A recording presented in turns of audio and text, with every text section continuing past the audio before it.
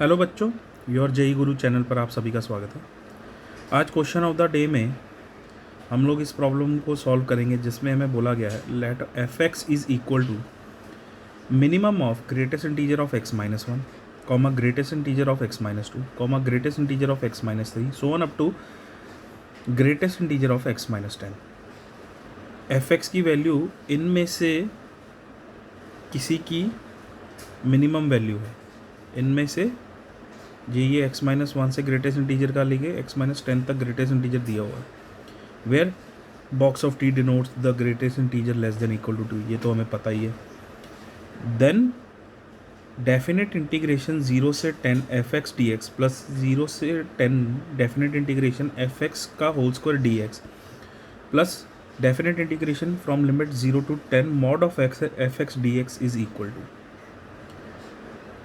अगर पहले मैं एफ एक्स यहाँ पर लिखूँ तो मेरे पास वो क्या दिया हुआ है, minimum of greatest integer of x minus one, greatest integer of x minus to, greatest integer of x minus three, ठीक है, greatest integer of x minus ten, ठीक है, ये दिया हुआ। अब मिनिमम ऑफ कुछ भी हो, ठीक है, जैसे अब ये क्या है, यहाँ पर एफ एक्स की वैल्यू मिनिमम ऑफ दिस बोला हुआ है। तो ये जो होता है ना, बेसिकली ये जो वैल्यू होती है, इन सब वैल्यूज़ में से जो सबसे कम वैल्यू होगी ना, वही इस फंक्शन की वैल्यू होगी। जैसे सपोज करो एग्जांपल लो एक, कि अगर मैंने 159 लिया तो मिनिमम ऑफ 159 इनमें से जो सबसे छोटी वैल्यू होगी वही हमारा मिनिमम ऑफ दिस होगा, मिनिमम ऑफ दिस सेट होगा, ठीक है। अब यहाँ से हमें बोला गया है कि एफ एक्स क्या है, मिनिमम ऑफ दिस। तो इसमें x में से एक कम हो रहा है, x में से दो कम हो रहा है, x में से तीन कम हो रहा है, x में से चार कम हो रहा है, पाँच कम हो रहा है, छः कम हो रहा है, सात आठ नौ दस, 10 तक जा रहा है। अब x की एक वैल्यू लो, उसमें से एक कम करोगे, दो कम करोगे, तो x की कोई अगर आप सपोज्ड वैल्यू लोगे, उसमें से एक कम किया और दो कम किया, तो वो उससे छोटी वैल्यू होगी इससे, ये वाली वैल्यू। फिर इससे छोटी ये वैल्यू होगी क्योंकि उससे बड़ा x में से 2 कम होने पे और x में से उसी x में से 3 कम होने पे ज़्यादा कम वैल्यू ये दे रहा है, उससे अगली वाली वैल्यू उससे कम होगी, उससे कम होगी, तो जो सबसे छोटी होगी ना वो बेसिकली ये वाली वैल्यू होगी। तो इनमें से जो सबसे मिनिमम वैल्यू है वो क्या है एफ एक्स की, वो है greatest integer of x minus 10। ये हमारा एफ एक्स की वैल्यू है। अब हम लोगों ने ग्रेटेस्ट इंटीजर फंक्शन जब पढ़ा था उसमें हम लोगों ने एक प्रॉपर्टी पढ़ी थी कि f x plus minus n का ग्रेटेस्ट इंटीजर ये बराबर होता है greatest integer of x plus minus n के, वेयर शर्त ये होती है कि एन हमारा सेट ऑफ इंटीजर होना चाहिए, ठीक है। तो यहाँ पर ये एक इंटीजर वैल्यू है, तो ये ग्रेटेस्ट इंटीजर से बाहर आ जाएगा, तो फंक्शन हमारा कुछ ऐसा दिखेगा, greatest integer of x minus 10। तो ये हमारा एफ एक्स हो गया। अब हमसे क्वेश्चन में पूछा क्या है, 0 से 10 एफ एक्स, 0 से 10 एफ एक्स का whole square mod of f x, ठीक है। तो हमसे क्वेश्चन में पूछा है इंटीग्रेशन 0 से 10 f x d x plus 0 से 10 एफ एक्स का whole square d x plus 0 से 10 mod of f x d x, ये पूछा है। अब इसमें हर एक जगह वैल्यू डाल दो एफ एक्स की, 0 से 10 greatest integer of x minus 10 d x plus 0 से 10 definite integration greatest integer of x minus 10 का whole square d x plus 0 से 10 mod of greatest integer of x minus 10 d x, ये आ गया। अब ध्यान से अगर देखें हम लोग, अगर यहाँ पे मॉड ना होता तो ये दोनों फंक्शन सेम होते। अब क्या है ना कि इस वैल्यू को अगर आप ध्यान से देखो तो इसकी जो x की वैल्यू है वो 0 से 10 के बीच में है और उसमें से 10 वैल्यू माइनस हो रही है। तो ये जो इंटीजर वैल्यू आएगी वो 0 से 10 के बीच में है, तो कुछ भी हो सकती है और उसमें से 10 माइनस हो रहा है, तो ये ओवरऑल एक नेगेटिव वैल्यू नहीं बन रही है। तो ये एक नेगेटिव वैल्यू बन रही है और हमें पता है कि मॉड ऑफ एक्स, एक्स तब होता है जब x greater than equal to 0 हो, और माइनस एक्स तब होता है जब एक्स लेस देन 0 हो। तो यहाँ से ये जो वैल्यू है ये नेगेटिव आ रही है, तो इसका मतलब क्या है कि ये 0 से 10, ये तो ऐसे ही लिख देंगे हम, इसको भी ऐसे लिख देंगे, greatest integer of x minus 10 का whole square d x. But जब ये मॉड हटेगा तो यहाँ पर माइनस निशान आ जाएगा और ये कुछ ऐसा दिखेगा, greatest integer of x minus 10 d x, 0 से 10। तो आप अगर ध्यान से देखें, जब ये मॉड हटा तो ये इसके साथ कैंसिल हो गया। कैंसिल होने के बाद हमारे पास जो इंटीग्रल बचा वो बस इतना बचा, 0 से 10 greatest integer of x minus 10 whole square d x, ये आया।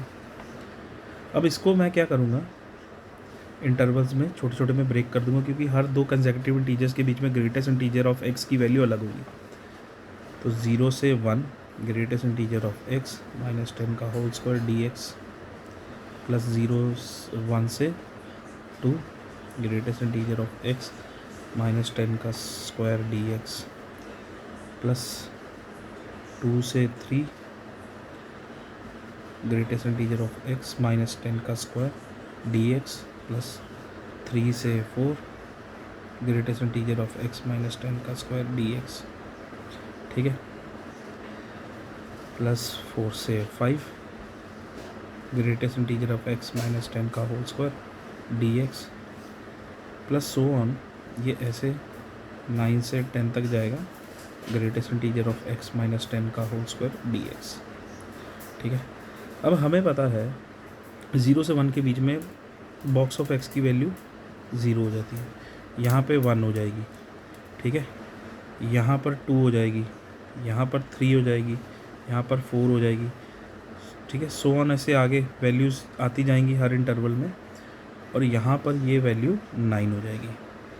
तो बेसिकली हमारे पास ये यहाँ से 0 माइनस 10 का होल स्क्वायर, ठीक है, 0 से 1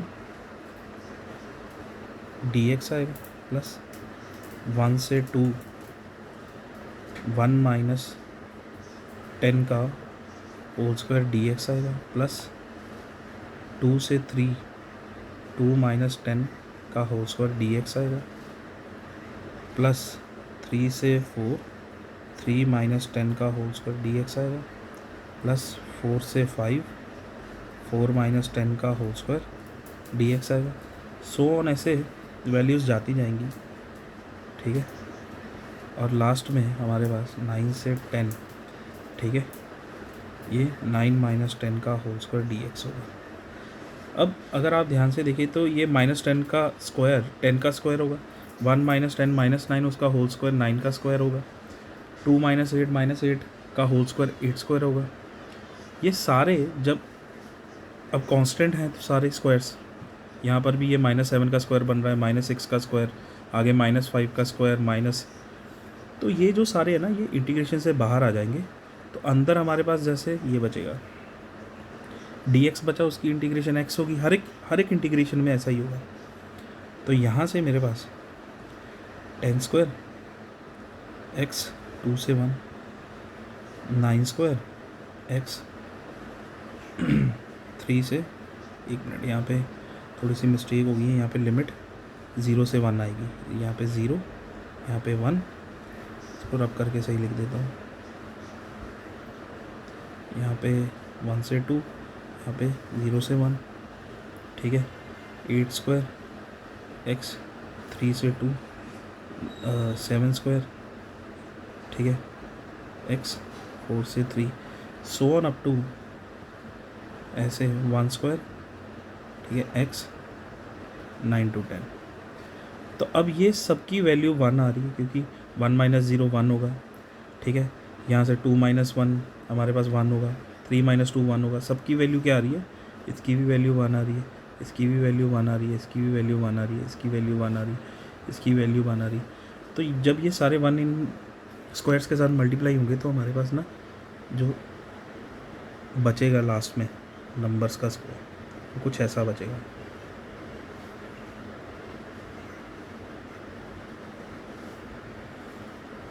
plus 3 square plus 2 square plus 1 square. इसको अगर मैं सीधा करके लिखूँ तो ये 1 square plus 2 square plus 4 square plus 5 square plus 6 square plus 7 square 8 square plus 9 square plus 10 square, कुछ ऐसा दिखेगा। अब इसका हमें पता है कि समेशन ऑफ n स्क्वायर हमारे पास n इक्वल टू 1 से लेके n तक, इसका फॉर्मूला होता है n into n plus 1 into 2n plus 1 upon 6। वही हम इस सीरीज़ में यूज़ करेंगे तो हमारे पास बनेगा यहाँ से 10 into 10 plus 1 into 2 into 10 plus 1 upon 6, ये बनेगा। तो यहाँ से ये 10 इंटू 11 इंटू 21 अपॉन 6 आ गया। अब यहाँ पे ये 3 के टेबल पे 2 पे जाएगा और ये 7 पे जाएगा, ये यहाँ से कैंसिल होके 5 आ गया। तो ये 35 इंटू 11 आ गया यहाँ से। तो यहाँ से हमारा जो आंसर आ रहा है वो कितना आ रहा है 385। तो हमारा इस क्वेश्चन का आंसर कितना है 385। आई होप ये क्वेश्चन सबको बढ़िया लगा होगा। तो इस क्वेश्चन का आंसर कितना है 385। Thank you so much.